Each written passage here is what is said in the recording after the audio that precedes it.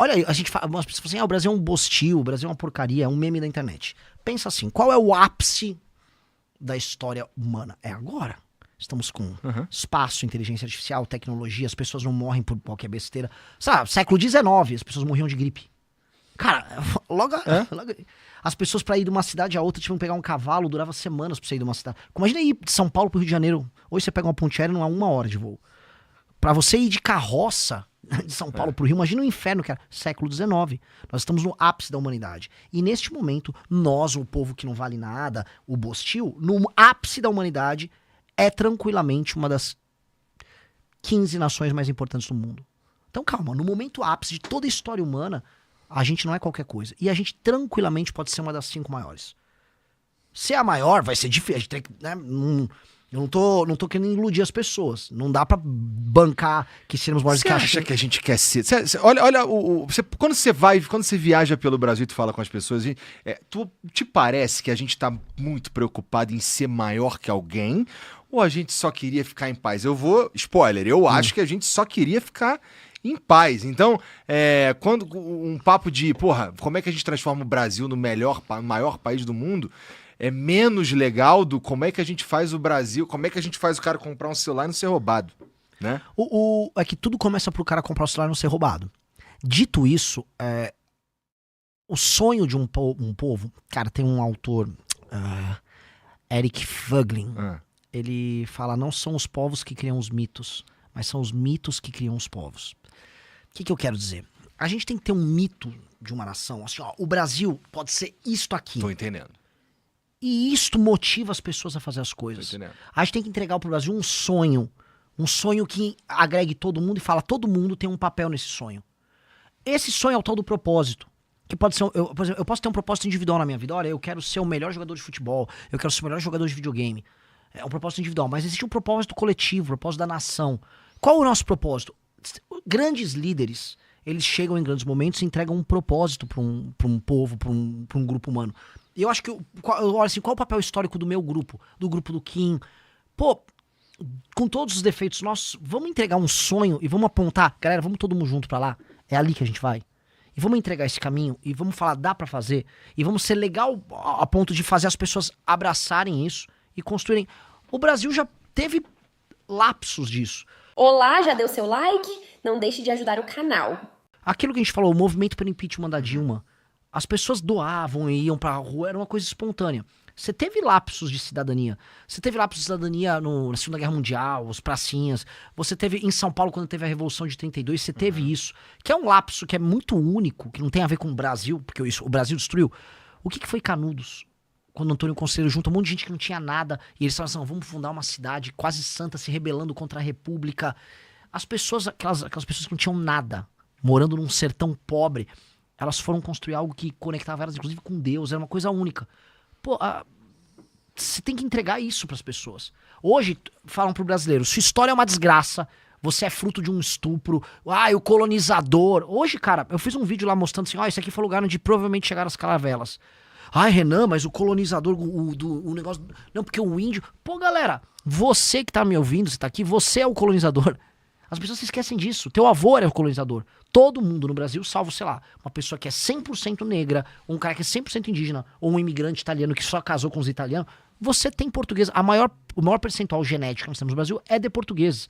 Todo mundo praticamente no Brasil tem português. Então você é filho do colonizador. Então pare de xingar teu bisavô. Não desonre ele. Foi uma pessoa que cruzou o oceano, assim como não desonre teu bisavô africano, teu bisavô indígena. Nós somos isso. E aceite que isso construiu uma das maiores nações do mundo. Vamos parar de ter vergonha da nossa história. Vamos parar de falar que isso aqui é uma desgraça. Vamos de falar assim, não, a gente é o... Pô, a gente teve vários memes maravilhosos. O cachorro caramelo. Não somos. E não dá pra ter terra rara, que faz, vamos dizer, aviões de guerra pros Estados Unidos, e ser um cachorro caramelo. Um cachorro caramelo não consegue transformar terra rara em bateria pro Elon Musk fazer um carro. Um cachorro caramelo não consegue ter uma base em Alcântara. Você precisa ser uma pessoa séria, que vai defender seus interesses, vai ter que estudar muito, e aí você vai ser respeitado pelos outros, e você vai fazer boas parcerias, e aí você se torna importante. Não dá pro Brasil, o Brasil como nação, parece que ele tá numa eterna infância. E qual é a característica da infância? Você não tem responsabilidade, você não trabalha, e você curte o tempo todo. A gente quer isso, é carnaval, aqui ó, tô feliz. Não dá. No mês de março eu faturei cerca de $4.600, totalizando aí deu um pouquinho mais de R$23 mil apenas com a AdSense do meu canal, postando cortes do MBL. E se você tem interesse em criar seu próprio canal de cortes, ajudar no projeto e ainda poder ganhar com isso, é só clicar no primeiro link da descrição desse vídeo, ou então ler o QR Code que tá aparecendo aqui no meio da tela que eu vou te explicar um pouco mais sobre isso. E a gente vai ter que explicar para as pessoas, porque as pessoas, volto para aquilo do Nordeste. O Nordeste, especialmente a Bahia, cara, especialmente Salvador. Salvador foi um lugar condenado a ser feliz. As pessoas saiu um despacho de um juiz, ó, você tá condenado aí na Bahia, você só tem que ser feliz. Mas não, mas eu tô mal-humorado hoje. Você tem que rir, cala a boca. Então o cara não pode não estar feliz. E é desesperador. Porque, né, você tem que estar tempo, lá vem o Bolodum. Cara, é horrível Salvador. Salvador é uma favela gigante, com muito assassinato. Todo mundo se matando, com mais de 15 facções se matando. Mas se você não estiver sorrindo e, a cara já chegou, você não é soteropolitano. Mentiram pra galera de Salvador. Galera de Salvador, mentiram pra vocês. Sua vida tá ruim, para de fingir que você tá feliz, você não tá feliz. Tá uma desgraça morar em Salvador. E as pessoas, é verdade, tanto que Salvador perde população. Se fosse feliz, morar em Salvador, tava todo mundo se mudando pra lá pra ser feliz. Estão indo embora. Se estão indo embora, não tem ninguém feliz. A Bahia, as pessoas vão embora, o estado perde população. Se estão indo embora é porque a vida não tá boa. Então, essa farsa do brasileiro que só quer viver na rede é mentira. Se o baiano se saiu lá da Bahia, ele foi pra outro lugar pra trabalhar. Pô, sim. Pra ralar, pra sobreviver. A farsa que venderam dele, que é outro lugar, que é o Paraíso na Terra, o Rio. Rio, 40 graus, cidade maravilha, purgatório da beleza, do caos. Beleza. As pessoas estão indo embora do Rio, o Rio perdeu população. Se fosse tão bom, tava todo mundo querendo curtir o Rio. Ninguém quer curtir, as pessoas vão pra Curitiba, que é o oposto do Rio. As pessoas estão indo pra Goiânia, que é agro e serviço pra caramba e medicina pra caramba. As pessoas estão indo pra outros lugares que tem uma outra cultura, que é uma cultura de trabalho. As pessoas estão saindo do Brasil da curtição e indo pro Brasil do trabalho. As pessoas estão migrando pro lugar onde tem agro, que é outro Brasil. Não é o Brasil do, eu tô tranquilão, tô feliz. Não, cara, é o Brasil, vou ralar e se eu ralar eu vou ver o fruto do meu trabalho. Então que tal a gente avisar pra Bahia, galera de Salvador, menos alegria, menos favela, mais trampo, mais ordem, menos bagunça e vai ficar tudo melhor. Aí você vai poder, num determinado horário, curtir lá teu Olodum, você vai comer o seu acarajé, vai botar pimentinha, mas de resto você vai ter um emprego bom, você não vai ser assaltado. Esse é o pacto que tem que ter. O problema é que a gente fica mentindo pro Brasil, que é possível você trabalhar pouco, ganhar muito e ser feliz. Não dá. Isso não dá. Foi a discussão estúpida e infantil do fim da escala 6x1. Estão prometendo pro brasileiro que ele vai trabalhar menos e ganhar mais. Foi isso que foi prometido. E como não vai isso acontecer. É possível, né? Como é que pode isso? A gente já estava discutindo um problema de que a gente tem de produtividade, né? Inclusive, esse foi um dos assuntos que mais ficou interessante quando começamos a falar de escala 6x1, foi, cara, mas a gente é produtivo?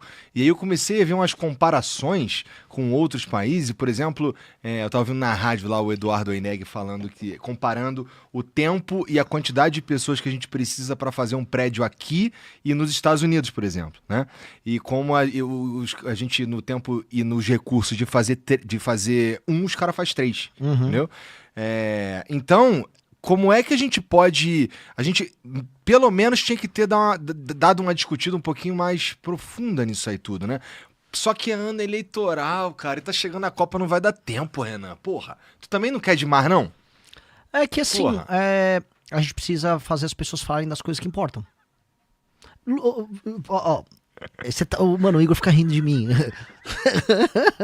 É que assim, o Igor, quando eu comecei a pré-campanha, todo mundo, o Renan vai com a campanha de maluco, não sei o que e tal, beleza.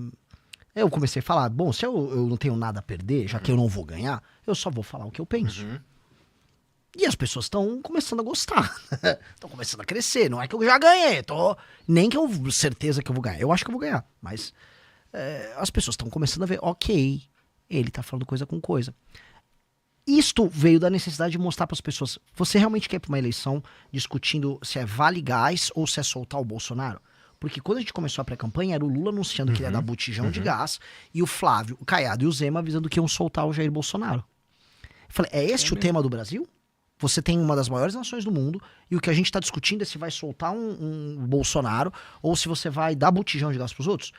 Isso não é futuro. E aí, por isso que eu fui rodar o Nordeste, fui rodar o Brasil todo, gravando vídeos sobre os mais variados temas. Sobre data center no Rio Grande do Norte, sobre, sei lá, aumentar a ganhos de valor na cadeia produtiva do milho no Maranhão.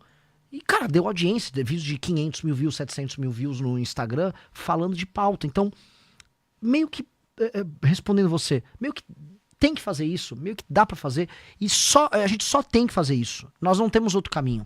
A gente tem que despertar o Brasil pra potencialidade dele, pros problemas, e você vai encontrar pessoas boas em todos os lugares falando disso. A gente tem que dar uma chance para as pessoas boas vencerem. Porque senão a gente vai, né, é uma desgraça, senão vai dar ruim. E aí, curtiu o corte? Então dá aquela ajudinha, deixa o seu like, compartilha e se inscreve no canal. Um abraço e até o próximo vídeo, porque o futuro é glorioso.